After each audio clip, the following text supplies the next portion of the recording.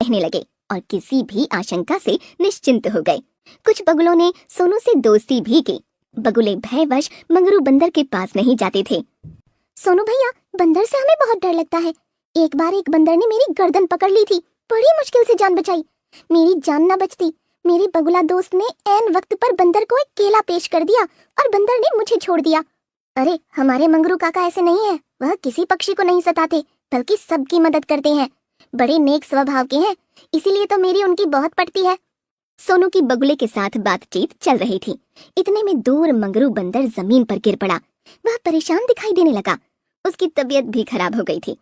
सोनू उड़कर उनके पास पहुंचने ही वाला था कि उन्होंने इशारे से उसे रोक दिया। सोनू, यहाँ से चले जाओ, मेरे पास मत आना। मैं महामारी का शिकार हो गया हूँ। मैं नहीं चाहता कि तुम्हें भी ये बीमारी लगे। तुम अपनी जान बचाकर यहाँ से भाग जाओ। नहीं काका, मैं आपको छोड़कर कैसे चला जाऊं? देखो सोनू, यहाँ दिल से नहीं दिमाग से सोचना है। मैं जानता हूँ तुम मुझे बहुत प्यार करते हो। जानबूझकर अपनी जान जोखिम में डालना मूर्खता होगी। यहाँ से जल्दी से निकल जाओ बेटे। सोनू की आंखों में आंसू भर आए। वह बगुले के पास पहुंच गया। मेरे काका को बचा लो। क्या ऐसा कोई इलाज है जो मेरे काका की जान बचा सकता है? इस दुनिया में उनके सिवा मेरा कोई भी नहीं है। मेरे साथ जल्दी चलो, अब समय बहुत कम है। बगुला सोनू को लेकर उड़ चला। उड़ते उड़ते वे दोनों एक पहाड़ के पास पहुंच गए। बगुला भाई, यहाँ भी तो महामारी फैली हुई है।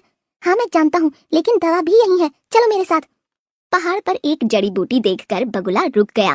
उसने उसे तोड़ना चाहा तो एक सर्प बीच में आ गया। सोनू ने उड़कर सर्प को चोंच मार दी। सर्प पीछे मुड़ गया। सोनू ऊपर उड़ गया। उसने फिर से सर्प को अपनी तरफ मोड़ने के लिए चोंच मार दी। इधर सोनू ने बड़ी चालाकी से सर्प को अपनी तरफ व्यस्त कर दिया और उधर बगुले ने जड़ी बूटी को अपने कब्जे में ले लिया। जैसे ही जड़ी बूटी बगुले और सोनू के हाथ में लगी, वे दोनों उड़कर अपने क्षेत्र में पहुंच गए। उन्होंने देखा मंगरू बंदर अचेत पड़ा था। काका, मैं दवाई लेकर आ गया हूँ, अब आपका अच्छे से इलाज हो जाएगा। आंखें खोलिए ना, दवा खिलाता हूँ। मंगरू बंदर के मुंह से कोई आवाज नहीं आ रही थी।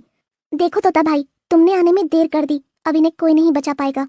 नहीं नहीं, ऐसा मत कहो, मेरे काका को कुछ नहीं होगा। अभी मैं दवा इनके मुंह में डाल रहा हूँ।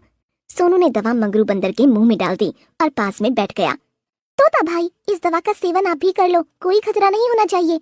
हम सभी रोज इसका सेवन करते हैं, इसीलिए मजे से घूमते रहते हैं।